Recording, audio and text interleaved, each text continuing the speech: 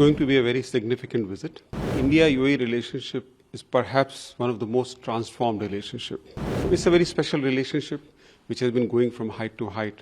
In the historical perspective, this is something extremely important. This talks about the social, cultural, economic connect between Bharat and the Gulf. If you go back to the first visit of Prime Minister Narendra Modi to the UAE in 2015, it was then that the temple was announced. And today the temple is a reality. Wherever Indian diaspora is, they're always very keen to listen firsthand to Prime Minister Modi. How do you see the visit of Indian Prime Minister to UAE? He would be here in just a few hours from now. If you can tell us about that as well. It's going to be a very significant visit. So if you look at the last 9 to 10 years, the India-UAE relationship is perhaps one of the most transformed relationship, because this is a relationship which is actually guided, nourished, directed by the vision of our leaders, Prime Minister Shri Narendra Modi and the UAE President, His Highness Sheikh Mohammed bin Zayed. And when you elevate a relationship to that level, it's very important for leaders to keep meeting each other. So it's not surprising that the forthcoming visit of Honorable Prime Minister would be his 7th visit to the UAE. If you look at just the last 8 months, this would be his 4th visit to the UAE. And in this period, His Highness Sheikh Mohammed bin Zayed has visited India twice already. The last one was his visit to Ahmedabad as chief guest of Vibrant Gujarat. The speciality of this particular relationship also comes out from the fact that when India was chairing G20 last year, UAE was one of our special invitees.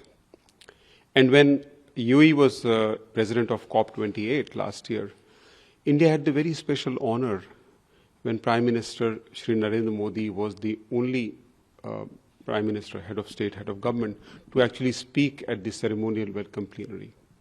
So it's a very special relationship which has been going from height to height over the last 9, 10 years. So if you can give us a sense of, it's just a few hours left, I think less than 48 hours when the Prime Minister would be here. How is the preparation going on for his visit?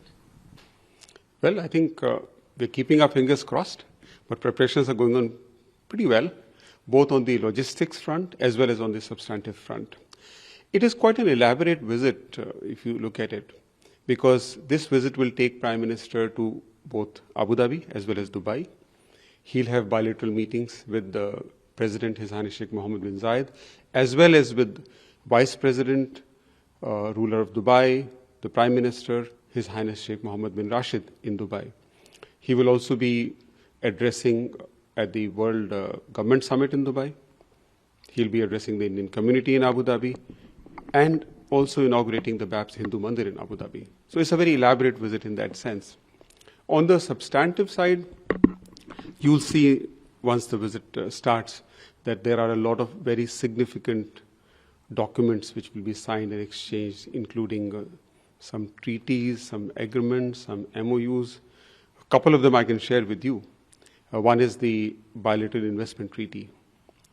Another very interesting one is an MOU on national archives, because that is something which will help us in further rediscovering our shared heritage, our shared history. So how do you see the opening of this BAPS Hindu temple in Abu Dhabi as an achievement of cultural significance? And also, how significant is the temple opening in Abu Dhabi is? I think in the historical perspective, this is something extremely important, because this talks about the social, cultural, economic connect between Bharat and the Gulf over the ages. Although there are many more temples in Dubai, in other parts of the UAE, but what is special about this temple is the scale at which it is happening. Also the fact that this is a temple which came out of the vision of the leadership. If you go back to the first visit of Prime Minister Narendra Modi to the UAE in 2015, it was then that the temple was announced. And today the temple is a reality. In spite of very adverse time which we went through COVID, but nothing deterred the spirit of the building of the temple. And today it's a massive structure, it's a work of art. It is actually a symbol of what our leadership always talks about, Vasudhaiva Kutumbakam, the world is one family. This is a temple, if you look at it, it's a temple which is also, if you look at each block of the temple, it's a work of love. It's a work of skill by thousands and thousands of Indian artisans. I used to visit the temple very often during the construction phase. Thousands of devotees in this country. Also, thousands of Indians, diaspora, which has been visiting here, visiting the temple during the construction phase, have actually put bricks using their own hands. So when the temple has become complete, there are thousands and thousands of, as you say, what is that word for seva, which shramdan. It involved all those things, and today it's there. I must also share with you that just a couple of weeks back, we had organized a preview of the temple for ambassadors and their spouses. The response was very heartening. Over 35 ambassadors and their spouses visited this stunning temple. These were ambassadors across countries, representing at least 5 faiths: Judaism, Buddhism, Hinduism, Christianity, Islam. And they were completely amazed that this work of art, this work of determination, this work which represents the collaboration between our two countries is now a reality. So another highlight of Prime Minister Modi visit would be, I guess, his address to the Indian diaspora, the Alan Modi. I think it is going to be very bigger, if you can talk about that. And also the Diaspora Connect, the million expatriates who are in UAE. How do you think it's important to build ties between the two countries? The UAE is home to about 3.5 million Indians, which is the largest number of Indian nationals anywhere in the world. Wherever Indian diaspora is, they're always very keen to listen firsthand to Prime Minister Modi. And we can just see their enthusiasm here, because when we opened the registrations for Ahlan Modi, we had to actually close the registration as soon as the mark touched 65,000, because we could not accommodate anymore. So people are so keen to listen about the Prime Minister's vision and his vision of Viksit Bharat, his vision of where India is going, what are the policy changes happening in India, the Amrit Kal, as we often talk about. So there's a lot of enthusiasm in the Indian community to listen to the leader. And anything you would like to add on to this IIT Delhi Abu Dhabi project that is between the two countries? IIT Delhi Abu Dhabi is again a very significant project, perhaps the first of its kind. This would be the first IIT campus ever in the Middle East. And it all came out of the vision document which was unveiled by our leaders in February 2022.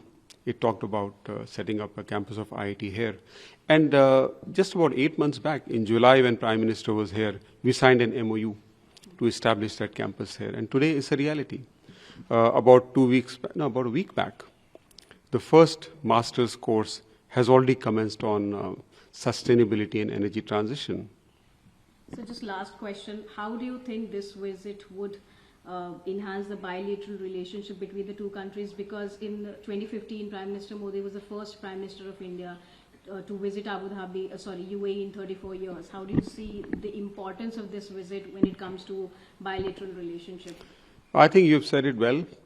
Prime Minister's visit in 2015 was the first visit by a Prime Minister after a gap of 34 years. And since then, the visit which is going to happen less than 48 hours from now would actually be his 7th visit. So this speaks of how accelerated our relations have been in the last 9-10 years. In 2017, we signed a comprehensive strategic partnership agreement. And I think in all dimensions, this relationship has grown very well. We signed the CEPA in 2022. Within less than 2 years of that, we are going to sign a bilateral investment treaty. And that will make the UAE the only country with which India has both a CEPA as well as a bilateral investment treaty. And then if you look at other areas like fintech, Just again, about 2 weeks back, the UAE launched its own Jeevan credit and debit card. And that card is entirely based on India's tried and tested, robust RuPay debit and credit card stack. Again, about 8 months back, we started the mechanism for settling trade in Indian rupees and dirhams. Now, these are very milestone things, IIT, for instance, which you spoke about. So there are so many areas in which we are working together, making our first leaps in these areas. SEPA was the first one, BIT, the combination, IIT Delhi, FinTech, so many areas. So it's a very unique relationship in that sense.